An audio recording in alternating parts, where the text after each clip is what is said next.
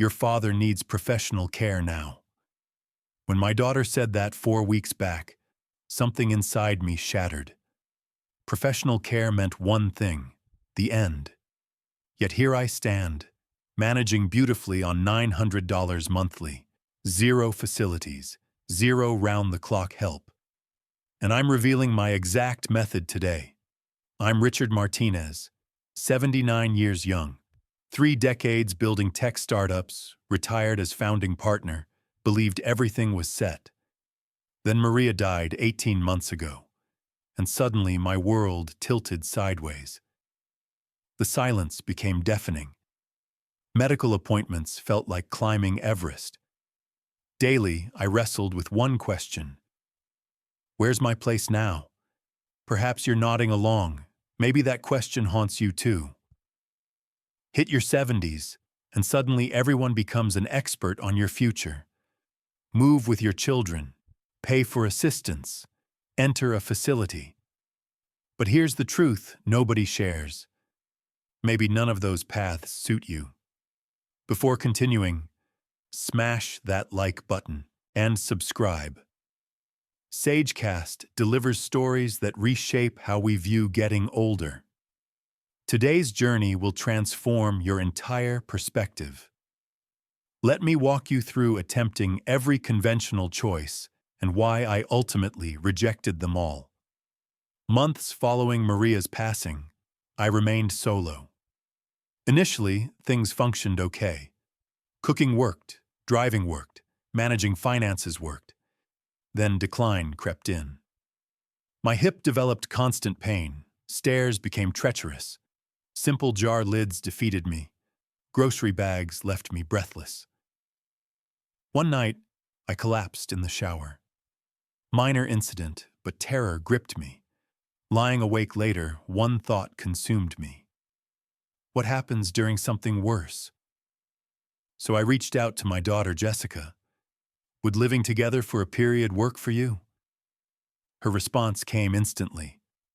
Dad, absolutely, you should have mentioned this sooner. Her husband greeted me warmly. My grandsons tackled me at the entrance. Week 1 felt magical. Shared meals, voices filling rooms. I believed this solves everything. Reality arrived quickly. Jessica and her husband maintained brutal schedules. The boys juggled academics, athletics, friendships. By week 2, I spent most daylight hours isolated, exactly like before, except now inside someone else's space. Tiny tensions emerged. Dad, watch your sodium intake, your pressure readings. Dad, lower the volume please, the boys are studying. I comprehended their reasoning. Nobody intended cruelty. Yet every remark whispered the same message. You're visiting here. You're disrupting things. Late one evening, I caught Jessica on the phone. I know we're doing right, but truthfully it's draining me. I can't even run errands without anxiety, and he withdraws whenever we leave, clearly feels excluded.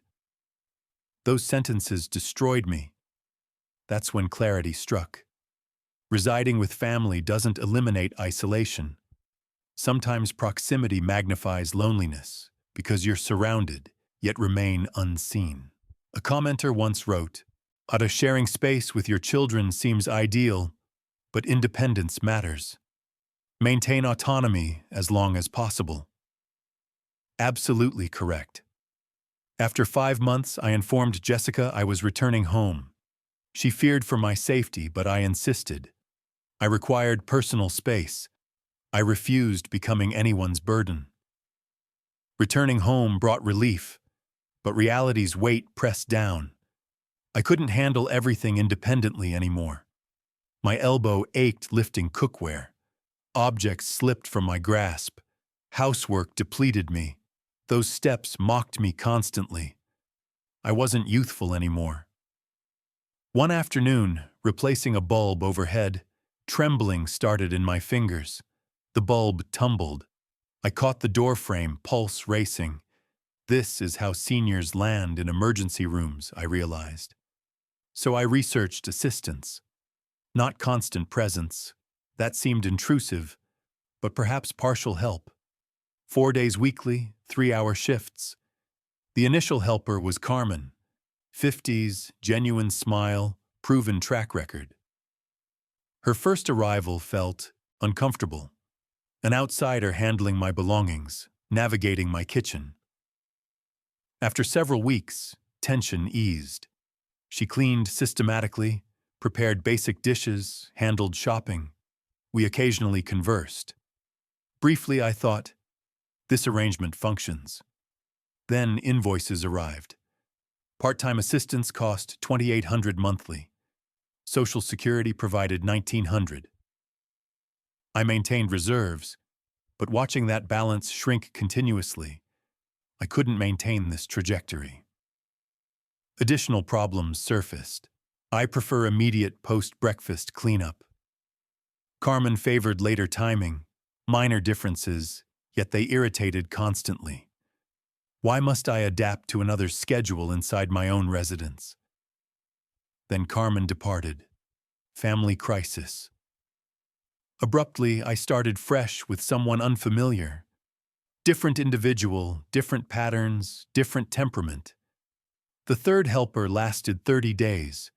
The fourth survived 14 days. Each newcomer walking through required full re-explanation. Exhaustion overwhelmed me. One online comment lingered. Health determines everything. Healthy means living anywhere works. Problems arise when bodies fail and freedom disappears. I reasoned, I haven't reached that point. Why am I spending $2,800 monthly acting like I have? I terminated the service. Now options seemed depleted, or so I believed. Jessica located a nearby facility, $3,000 monthly, pristine accommodations, medical personnel, meals provided. She suggested 1-month trial. Just test it, Dad. I agreed mainly because solving things alone exhausted me. Check-in day felt bizarre, like hospital admission minus illness. My quarters were compact but sanitary. Nothing resembled home. Initial days weren't horrible. I encountered fellow residents. We played games, reminisced about earlier decades. Food proved acceptable. But week one's conclusion brought trapped feelings. Wake 6:30. Breakfast 8. Lunch noon. Dinner 5. Lights off 9. I'm nocturnal by nature. I enjoy reading past midnight. Here, corridor illumination dimmed. Noticing light beneath my door, nurses knocked. Mr. Martinez, bedtime now. Bedtime. I'm 79 years old, 7 decades making personal choices. Now strangers dictate my sleep schedule. One evening, I wanted outside air, beautiful night, pleasant breeze, starry sky. I approached the exit. Staff intercepted me. Mr. Martinez, outdoor access ended at 7. Safety regulations. Safety regulations. Those phrases became my chains. Worst part, I wasn't even particularly unwell. I walked fine, thought clearly, managed self-care. Yet here I existed like I'd surrendered all autonomy. My roommates snored thunderously nightly. I requested room changes. We'll investigate possibilities. Nothing happened. After 3 weeks, I called Jessica. I'm departing. Dad, you promised 1 month. This isn't existence. I'd rather struggle independently than comfortable inside a prison. Departure day, sunlight seemed brighter. Air felt purer. Freedom returned. Back home, I felt lighter yet trapped simultaneously. I'd attempted everything. Family, assistance, facilities, nothing succeeded. Several days, I accomplished nothing. Just occupied my porch, observed the neighborhood. Life flowed around me, but I felt disconnected. Then one afternoon, walking through the park, I passed the elementary academy. 3 o'clock, children pouring out, parents collecting them. That's when I noticed Jennifer. She resided in my complex, perpetually rushed, perpetually stressed. She clutched her phone, pacing. "I can't abandon work early," repeatedly, Tom. "My supervisor already commented last week." She disconnected, appeared ready to weep. I knew her circumstances. Husband traveled constantly, raising their 7-year-old daughter essentially alone. Without planning, I approached. "Pardon me, Jennifer. If you need someone collecting your daughter, I'd gladly assist." She seemed shocked. "Oh, I couldn't impose." "You're not imposing. I'm volunteering. I walk past daily." "You're certain?" "Completely certain." "What's her name?" "Lily, 2nd grade. I'll be here tomorrow at 3. That's how things began. Next day I collected Lily, walked her homeward. She babbled about her day, her instructor, her classmates. When Jennifer arrived at 5:30, she knocked carrying a covered dish. "I made extra dinner.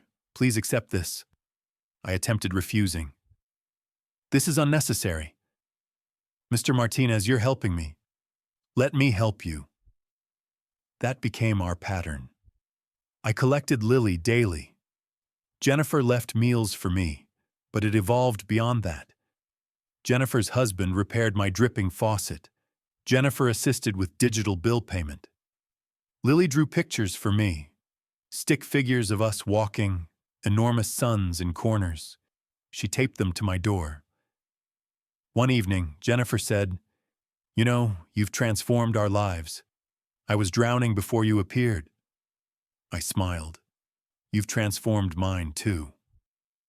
I'd forgotten what being needed felt like. And there it was. That was the answer. I didn't need someone caring for me. I needed to still matter, to still contribute.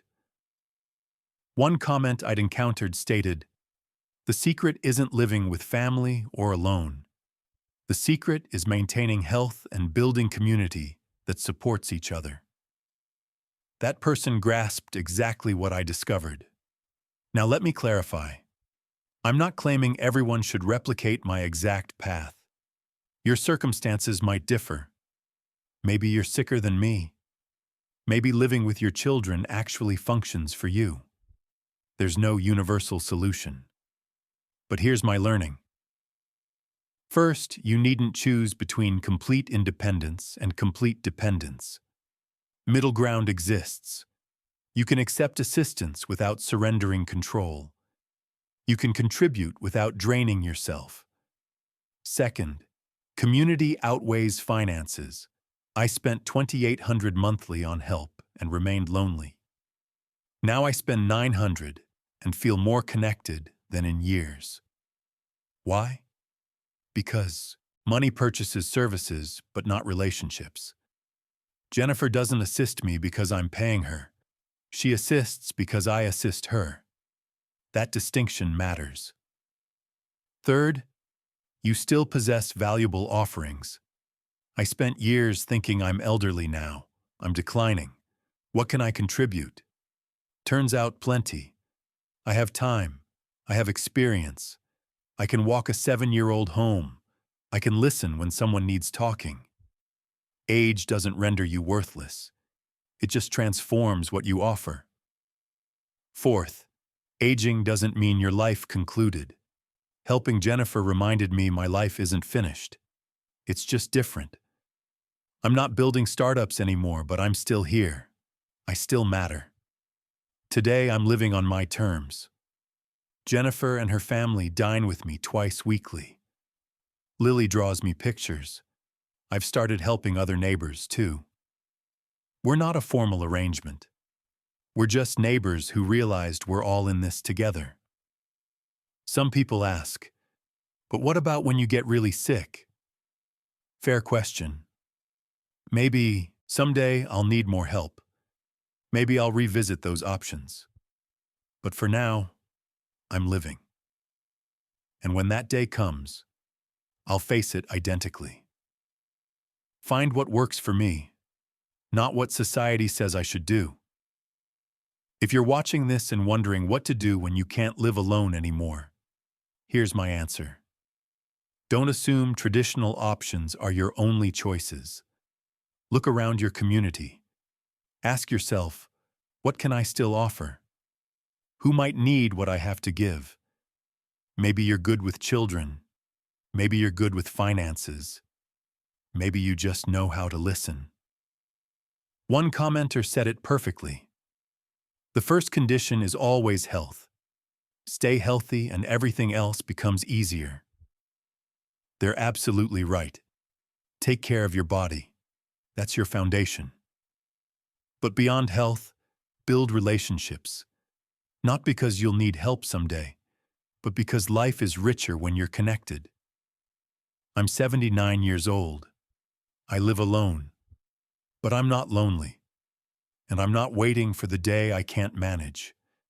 I'm living now, today, on my terms.